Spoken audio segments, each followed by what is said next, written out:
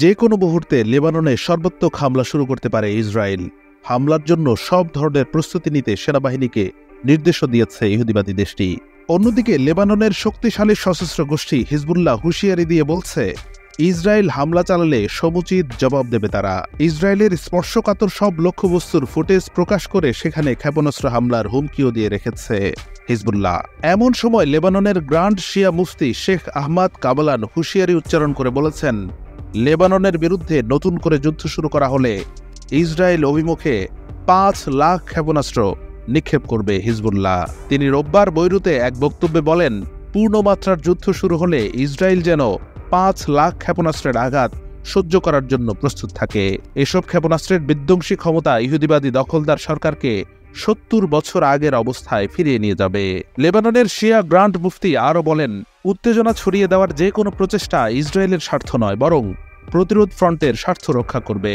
প্রতিরোধ ফ্রন্ট কেবল লেবাননের সার্বভৌমত্ব ও জাতীয় স্বার্থ রক্ষা করতে চায়। শেখ আহমদ কাবালান বলেন, ইসরায়েলি কর্মকর্তারা হিজবুল্লাহকে পরাজিত করা সম্ভব বলে এক চরম বিভ্রান্তির মধ্য দিয়ে দিন কাটাচ্ছে।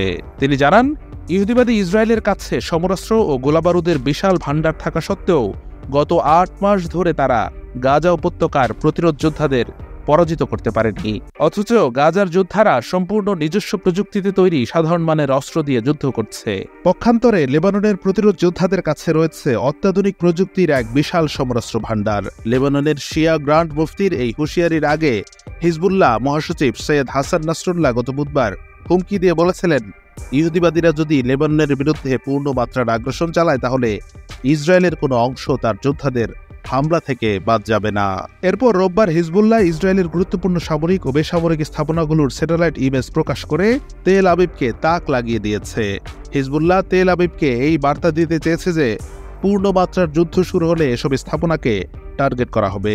লেবাননের সশস্ত্র গোষ্ঠী হিজবুল্লাহর মহাসচিব সৈয়দ হাসান নাসরুল্লাহ হুঁশিয়ারি দিয়ে বলেছেন, লেবাননের বিরুদ্ধে যুদ্ধের হুমকি আমাদের ভীত করে না এবং আমাদের ভয় পাওয়া উচিত নয়, কারণ শত্রু ভালো করেই জানে যে আমরা কঠিনতম পরিস্থিতির জন্য নিজেদের প্রস্তুত রেখেছি।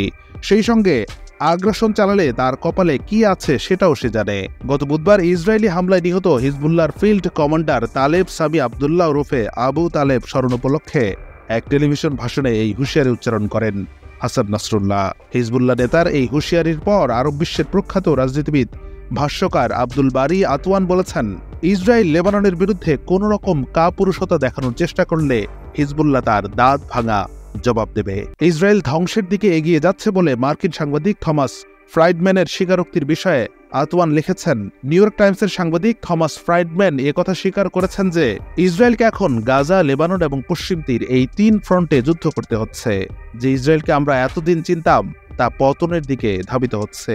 এই ইসরায়েল এখন ইরান নামক একটি বড় শক্তির মুখোমুখি, যে শক্তি মধ্যপ্রাচ্যে তার প্রক্সি ও সামরিক সক্ষমতাগুলো ব্যবহার করে ইসরায়েলকে ধ্বংস করে দিতে চায়।